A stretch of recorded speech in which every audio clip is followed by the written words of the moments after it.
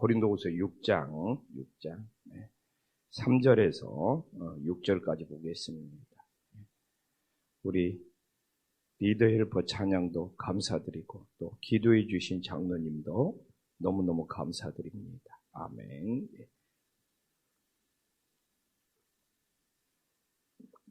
고린도후서 6장 3절에서 6절까지 한 절씩 교독하겠습니다. 우리가 이 직분이 비방을 받지 않게 하려고 무엇에든지 아무에게든지 꺼리지 않게 하고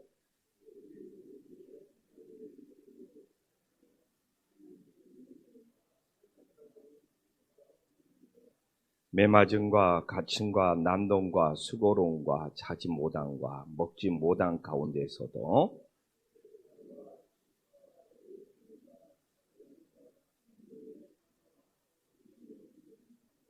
아멘. 네.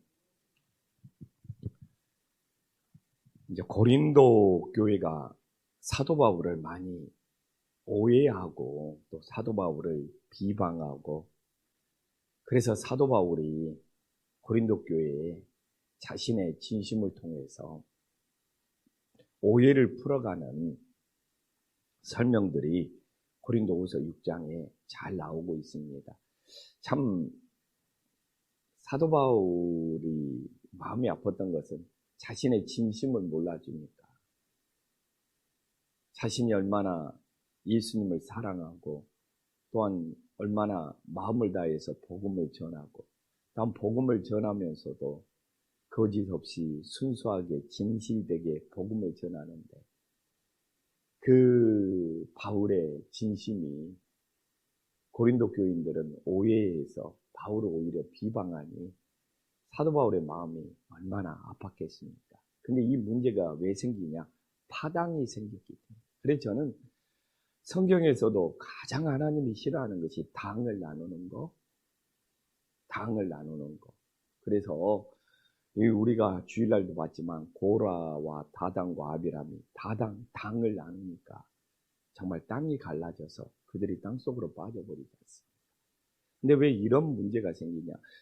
사도 바울처럼 그렇게 충성되게 복음을 전해도 왜 비방을 당하느냐? 역시 고린도 교회도 당이 나눠집니다.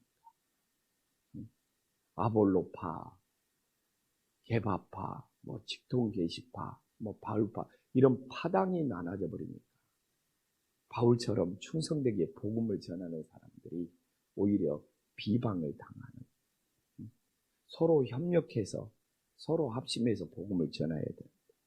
그래서 저는 우리 대한민국이 새해를 맞이해서 경제적인 위기, 일자리 위기, 출산 위기 그러는데 저는 이 민족의 오늘날 가장 위기는 너무 정당이 갈라져서 극한적인 대립을 하는 것이 가장 위기입니다. 야당이고 여당이고 그래도 이 민족을 살리기 위해서 함께 힘을 합치려고 하는 마음이 있어야지 어떤 위기를 만나라도 극복할 수 있는데 서로 칼부림 나고 서로 죽이려고 오고 또한 생명이 달린 문제인데 서로 조작질로 몰아가면 저는 그래요. 이 민족 소망 없다. 희망 없다. 이 민족의 가장 큰 위기는 당이 갈라져서 서로 죽이려고 덤벼드는 이 비정한 정치 세계가 저는 대한민국의 가장 큰 위기라고 생각합니다.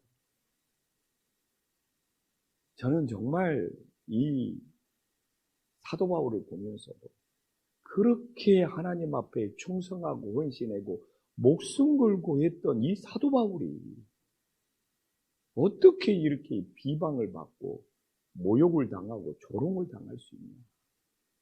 딴 이유 없어요. 고린도 교회가 당이 갈라져서. 그래서 이렇게 당이 갈라지면 사도 바울 같은 이런 위대한 종도 이런 수욕과 비난과 모욕을 당합니다. 그래서 저는 많은 분들이 막 새해에 와서 이 민족이 뭐 경제적인 뭐 출산 뭐 일자리 하는데 그건 저는 후순위고 첫순위는 이 민족이 갈라져 있다는 거. 이 민족이 나눠져 있다는 거. 그래서 우리가 그리스도인은 그래요. 그리스도인은 거기에 편승하는 것이 아니라 하나됨을 위해서 기도해야 합니다. 그래야지 저는 이 민족이 힘을 얻고 비전이 있고 소망이 있으면 정말 오늘 본문을 통해서 다시 한번 깨달을 수 있기를 간절히 소망합니다. 오늘 3절에 봐보십시오. 사도 바울은 우리가 이 직분이 비방을 받지 않게 하려고, 사도 바울은 늘 하나님 앞에 직분을 받았죠. 1절과 연결하면 어떤 직분입니까? 1절과 연결하면 함께 일하는 자입니다. 오늘 6장 1절과 일하면 어떻게 우리가 하나님과 함께 일하는 자입니다. 바울은 직분을 받았어요. 하나님과 함께 일하는 자. 그게 하나님과 함께 일하는 자를 동역자라고 해요. 그래서 저는 우리 김포한식교회 성도님들의 새해는 모두 다 하나님의 동역자가 될 수 있기를 간절히 소망합니다. 정말 사람의 동역자가 되려고 하지 말고 하나님의 동역자가 되십시오. 뭐 5장 18절과 연결하면 어떻게 됩니까? 화목해 하는 직분이죠. 5장 18절과 연결하면 화목해 하는 직분이에요. 근데 나는 왜 이 땅의 기독교가 이 세상을 갈라치게 하는 일에, 이 세상을 막 가르고 나누는 일에 편승하고 어울리는지 모르겠어요. 그런 기독교는 쇠퇴합니다. 우리가 6장 1절을 보더라도 하나님과 함께 일하는 자가 돼야 되고 5장 18절을 보더라도 화목해 하는 직분이 돼야지 우리 기독교가 사랑의 종교가 되지.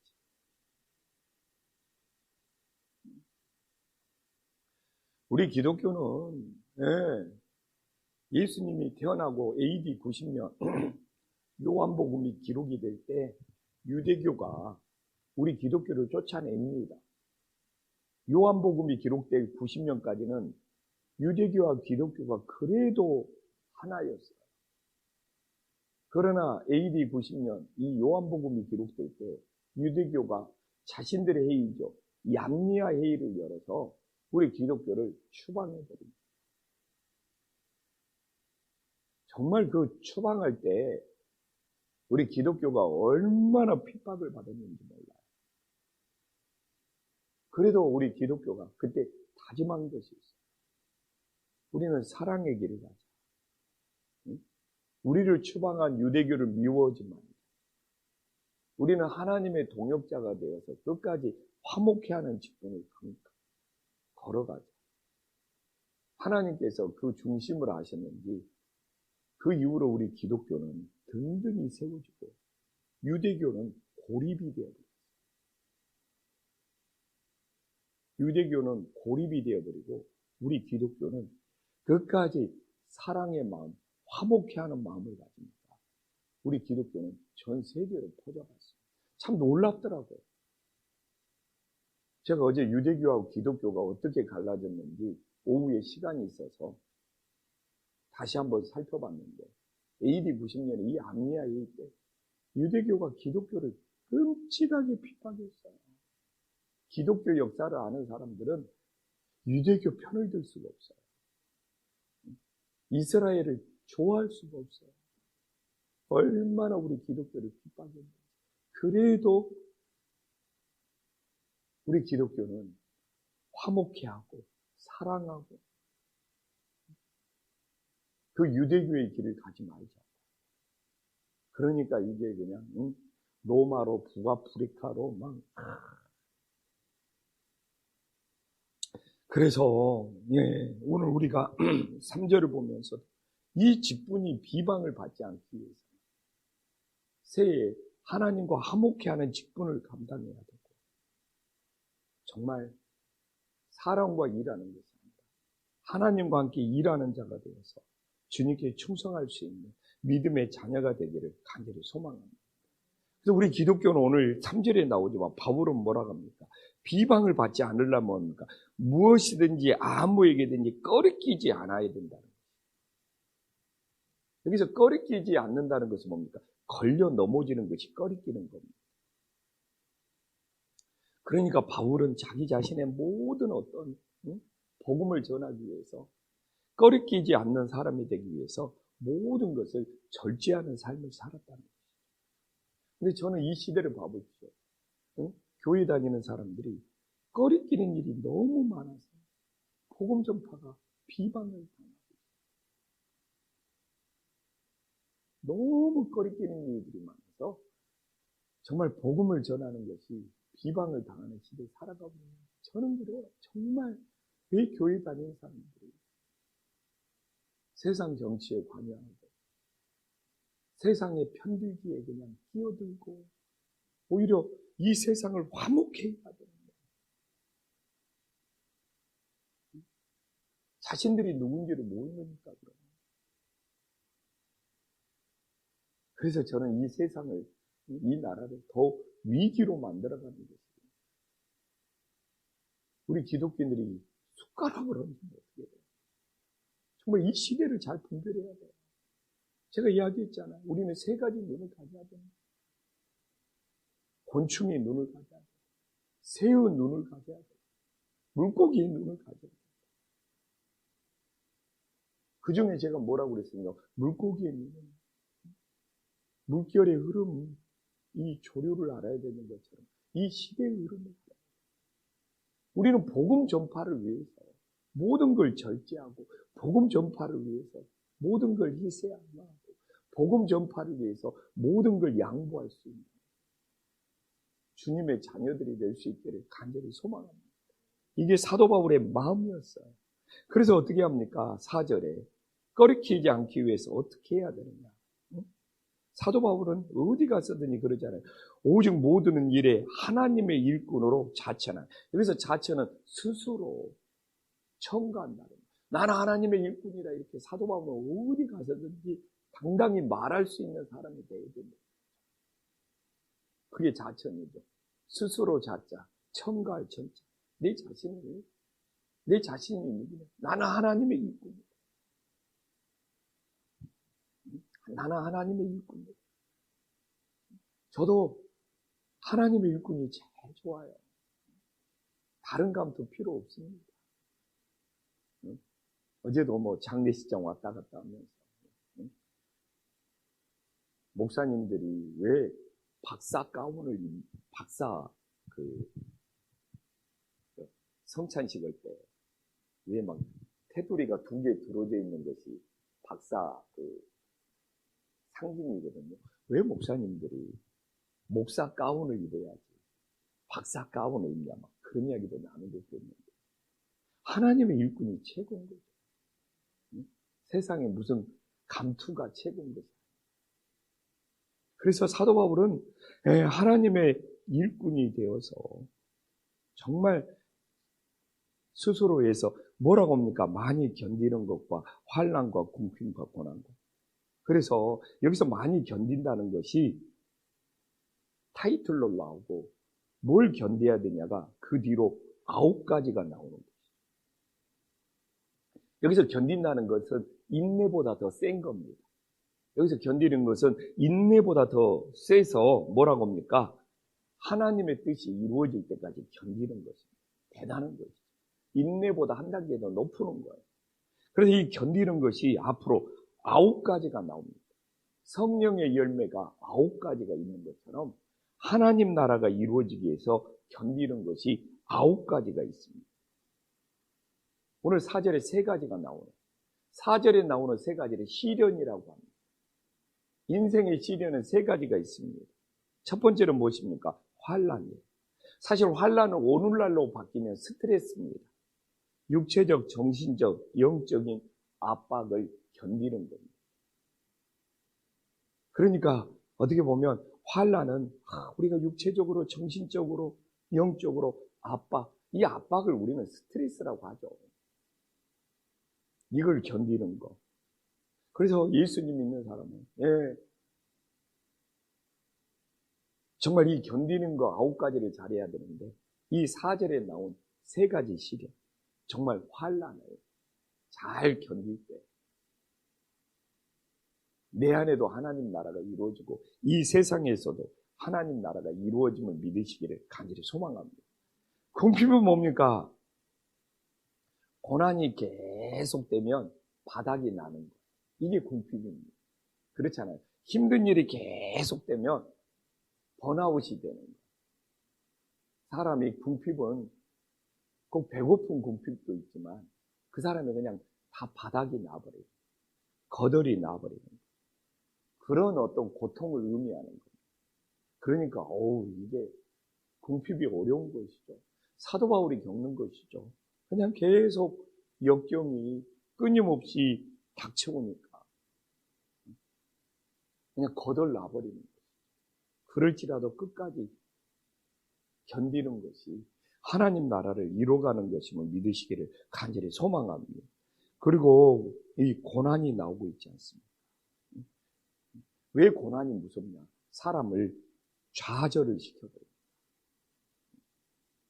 이게 사실 내가 좌절하지 않으면 고난이 아니에요. 근데 이 고난이 무서운 일은, 여기서 시련을 통한 고난이 무서운 일은 뭡니까? 좌절해버립니다. 근데 저는 정말 이 땅의 그리스도인들이 좌절감을 가지고 신앙생활하는 사람들이 많다는 것이 안타까워요. 내가 이 고난을 만나서 좌절해버리면 하나님의 능력을 의지하지 않는 것이 되어버립니다. 하나님이 함께하지 않는 것이 되어버리기 때문에. 그래서 고난이 무서운 것이 아니라 인간은 고난을 내가 견디지 못하면 좌절하게 된다. 이제 좌절하고 뭡니까? 아무것도 할 수 없는 무기력한 상태가 되어버리지 않습니다. 그러나 이 땅에 주여 주여 이름을 부르면서 교회를 다니지만 좌절해가지고 하나님 아버지 앞에 아무것도 하지 못하는 성도들이, 하나님의 일꾼이 되지 못하는 성도들이 갈수록 늘어가고 있다는 것이 이 시대의 안타까움입니다. 사실 고난이 두렵지는 않습니다. 고난이 무섭지는 않습니다.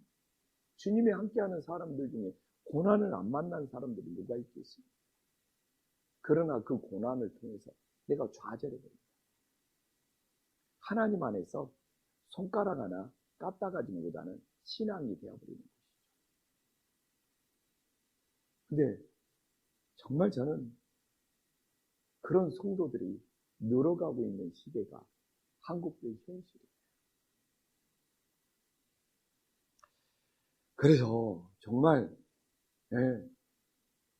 오늘 우리가 말씀을 보지만 바울이 정말 자신의 진심을 몰라줘서 피토하는 심정으로 고린도 교인들에게 전하고 있는 하나님의 말씀입니다. 정말 새해에 우리 모두 하나님의 일꾼이 되어서 비방받지 않고 정말 끝까지 새해 잘 견디면서 하나님 나라가 이루어질 수 있는 놀라운 역사가 일어나기를 간절히 소망합니다. 기도하겠습니다. 하나님 아버지, 우리들이 하나님의 일꾼입니다. 이 복음 전파를 잘 감당하기 위하여 비방받지 않는 신앙이 되게 하여 주시옵소서. 정말 복음 전파에 꺼리끼는 일이 있다면 주님 모두 다 제거할 수 있는 하나님의 자녀들이 되게 하여 주시옵소서. 또한 주님의 일을 하면서 끝까지 견디는 믿음이 있을 때 하나님 나라가 이루어지는 놀라운 역사가 있음을 깨닫게 하여 주시옵소서. 새해에도 우리가 무엇을 견뎌야 됩니까? 정말 세 가지 시련이 있습니다. 이 환난을 통하여 우리에게 다가오는 모든 스트레스를 잘 견디게 하여 주시옵소서. 정말 계속 끊임없이 연결되는 이 궁핍도 잘 이겨내게 하여 주시옵소서. 고난을 만나지 않는 인생이 누가 있습니까?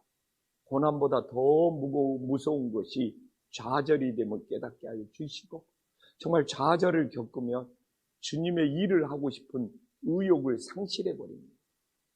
주님, 우리들이 어떤 고난도 이기고 하나님의 일꾼으로 살아갈 수 있는 주님의 자녀들이 되어지게 하여 주시옵소서. 예수님의 이름으로 기도 올리옵나이다. 아멘.